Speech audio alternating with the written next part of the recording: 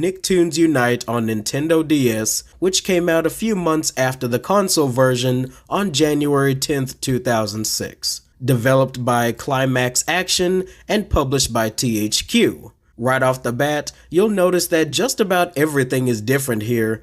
The cutscenes are basically a static JPEG of the characters talking to each other with no voice dialogue at all, which is quite normal for a DS game, honestly. And this time, instead of that weird elevator music from the PS2, this game has an original soundtrack that was composed by the same guy responsible for SpongeBob Super Sponge, and it's actually pretty decent. There are quite a few catchy tunes in this game that got stuck in my head from time to time.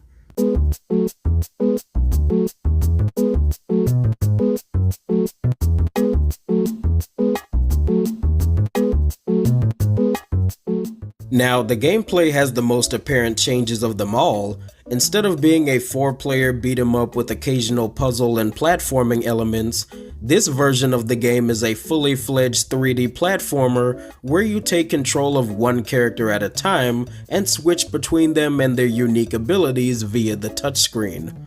This is an interesting change of pace that works well enough for this hardware, and like I said, each character has a unique ability and basic attack. Well, most of them.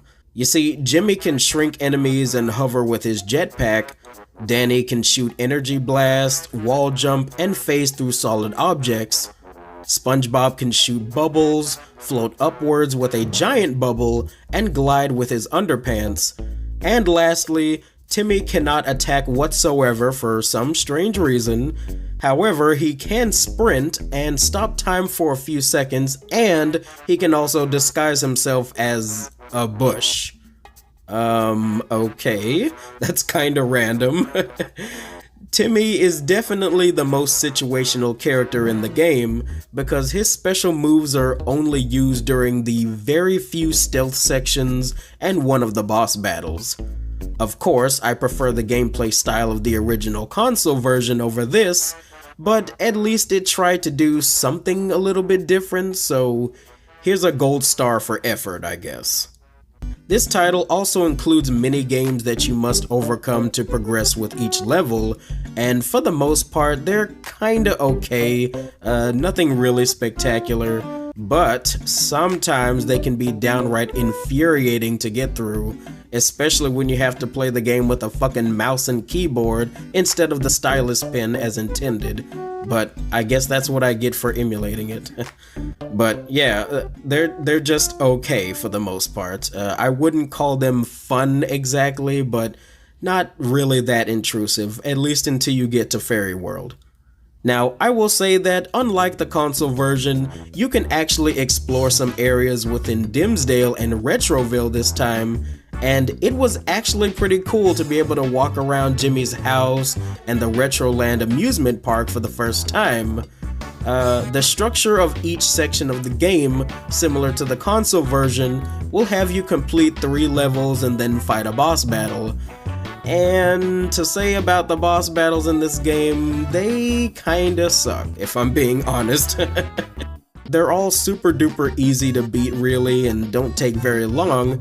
Well, unless the game decides to fucking glitch out and your attacks stop working, so you have no other choice but to reboot the entire game and start all over. I shit you not, this literally happened to me at least 4 times during the Plankton boss and the final boss against Calamitous, and it was really, really annoying. Okay, now the main story of the game basically ends the same as before. The evil syndicate is defeated and all the heroes return to their own worlds, you know, until the next adventure. There are a few little things that I enjoyed with this version of the game, like the music and the new locations, and, you know, every now and then the gameplay was a little bit interesting and, like I said, just a nice change of pace. But there were also plenty more little things that I didn't like. Some of the minigames are really annoying. The controls and hit detection can be really clunky at times. And of course, let's not forget about the game-breaking boss glitches that occurred a little bit more than I'm comfortable with. But other than that, this game was okay for the most part. I still prefer the console version over it, but at the very least I can say it's much better than the atrocious Game Boy Advance port. I'm not even going to bother talking about that one beyond this sentence. So there you go. Volcano Island on Game Boy Advance came out the same day as the other versions on October 25th, 2006, developed by Half Brick Studios and published by THQ. You see, in this version of the game, the story has been considerably trimmed down from its console counterpart, but it still retains the same general plot. The Nicktoons suddenly appear on this random island, and they meet the wise old crab who tells them about the chosen ones and prophecy, blah blah blah blah. Basically, they need to collect pieces of salvage material to build a device needed to help them defeat the Magu. Throughout this adventure, they are assisted by Jimmy Neutron, who is still not physically present on the island for whatever reason. And not only that, but in this version, Sandy, Squidward, Tucker, and Sam are not here either, as well as the other tribes that inhabited the island. Now, there are only 4 playable characters this time around, and you can easily switch between them with the click of a button. You have SpongeBob, Danny, Timmy, and Patrick, and they all have a special ability or two that can help surmount the many obstacles that this game will throw at you. SpongeBob can blow bubbles to activate switches, and dig underground for some strange reason? That's not something I even knew SpongeBob was capable of doing, but yeah. Danny can make platforms and walls become intangible for a moment. Timmy can stretch out his arms like Mr. Fantastic and launch himself over dangerous spiked floors. And lastly, Patrick can glide with his underpants just like SpongeBob did in Nicktoons Unite DS, and he can also stick to certain walls and buttons. All of their unique abilities make for some very interesting and pretty damn challenging platforming sections that require some thought and good timing to get past. Each of the levels in the game is split into sections blocked off by these tiki rock statue things, and they are pretty short and sweet for the most part, with various checkpoints that give you health if you continuously fuck up and hit the obstacles over and over and over again like I did. I'd say the game is fairly easy overall, although the real difficulty comes from collecting the special yellow hearts and making it to the end of each stage without taking any damage. It is a lot more challenging than you would think, trust me on that. Anyway, the final boss of the game, if that's what you really want to call it, is basically a gauntlet run to the end of the stage while the Magu is sending obstacles flying at you from the background. And given how the last few frustrating levels with Patrick were, this boss level was surprisingly easy and actually kind of fun, so yeah. And after you complete it, the Magu is sealed away as usual and everyone returns to their own worlds once again, just like in the console version. This game was fairly simple and short, but the most important part is having an enjoyable time, which I certainly did. The surprisingly catchy soundtrack definitely helped that factor out as well, and yes, I still obviously prefer the console version, which is tied with Toybots for being my favorite out of the whole series right now. But still, this is not bad at all. Also, little fun fact, this title is the second to last Nicktoons game on the Game Boy Advance, as the system would be reaching the end of its life cycle by the time Toybots came out. So yep, we won't ever see another game like it in the future, I'm afraid. And as far as these portable Nicktoons games go, this one is pretty good and won't take very long to beat.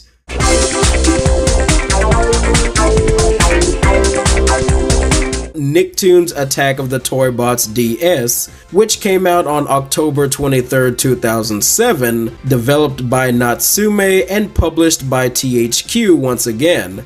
This version of the game, as well as the DS version of Globs of Doom, is remarkably different from the console. You see, on the PS2, this game mostly plays as a 2D platformer with special stages and mech suit combat sections, while on the DS version, it is primarily a side-scrolling beat-em-up with minigame puzzles, vehicle sections, and actual boss battles this time.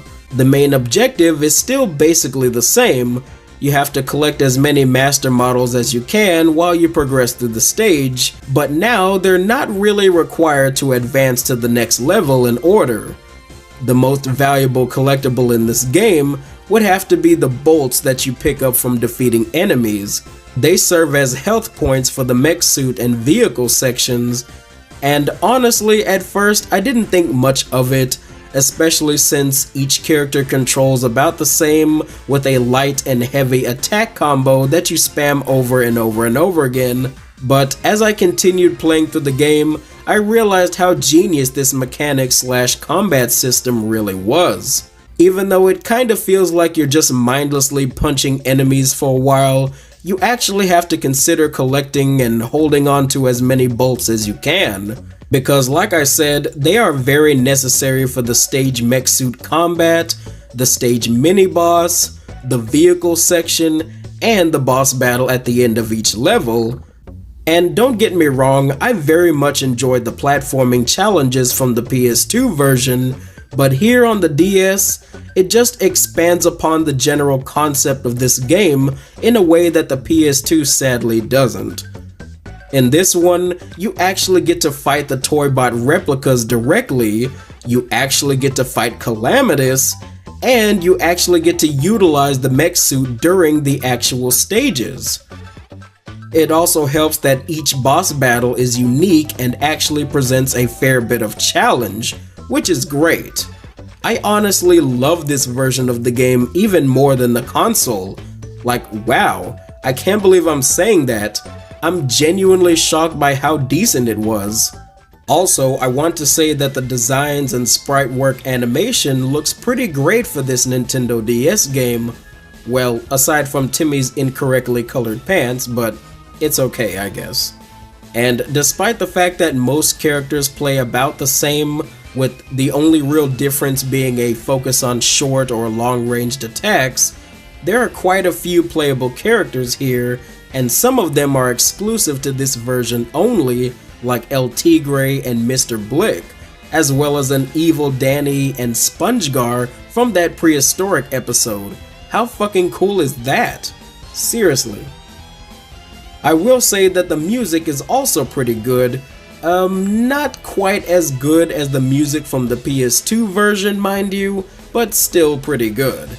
You know what, I'm just gonna go ahead and play a few seconds of my favorite track for y'all, just for the hell of it, because the soundtrack on the PS2 version is pretty damn good, so here you go.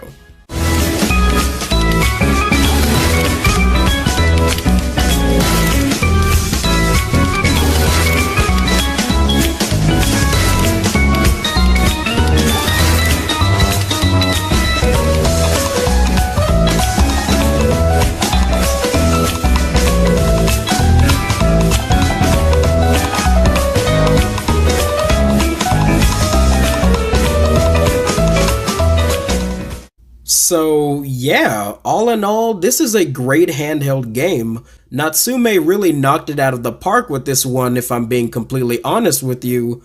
I will definitely end up playing this game again at some point, and thankfully the studio returned to develop Globs of Doom DS as well, which is also a pretty good game in my opinion. Back again to discuss the last true Nicktoons crossover game for handheld devices. We have SpongeBob SquarePants featuring Nicktoons Globs of Doom on Nintendo DS. And yeah, that title is still freaking ridiculous no matter what system it's on. This game released on October 20th, 2008, developed again by Natsume and published by THQ again. As I mentioned in the last video, just like Toybots DS, this game is a huge departure from the console version when it comes to the style. The game here still involves playing with two different characters, a hero and a villain in each stage.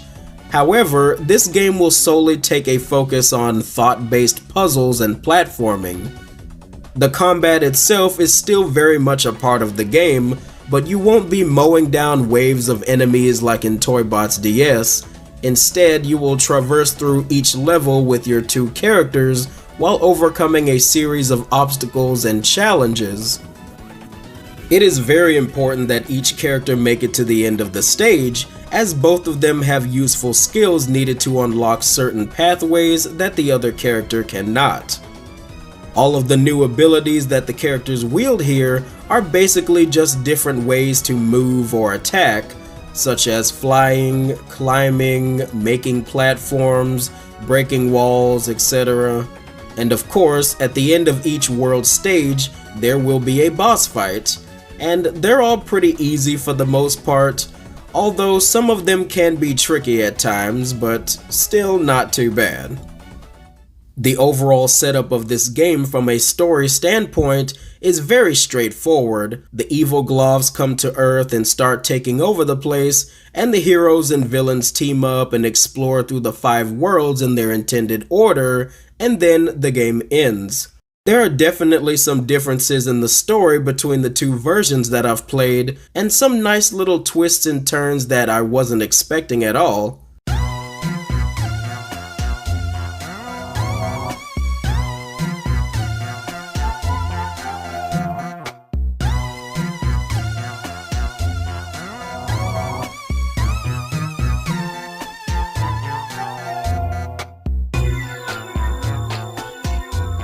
But it's still fairly the same. You defeat Globulus Maximus in a pretty interesting boss fight, then he transforms into SpongeGlob, and the villains actually don't betray you this time, so that was surprising. With everything that this game has to offer, I can say without a shadow of a doubt that I enjoyed the presentation of the story a lot better here on the DS than the console version. At the very least, I get to look at more of this nice sprite work animation that Natsume put here on the screen, instead of those butt-ugly character models from the PS2, especially Jimmy's. But, having said that, because of the straightforward nature of this title, there is literally no minigames, or vehicle sections, or mech suits, or extra modes, or really any collectibles whatsoever. It didn't really bother me that much, to be honest. I still think Natsume did a great job of differentiating this game from Toybots DS, and honestly, I'm not even sure which one I liked more. They're both pretty damn good games, that's for sure, and thank God the last handheld Nicktoons crossover game actually went out with a bang,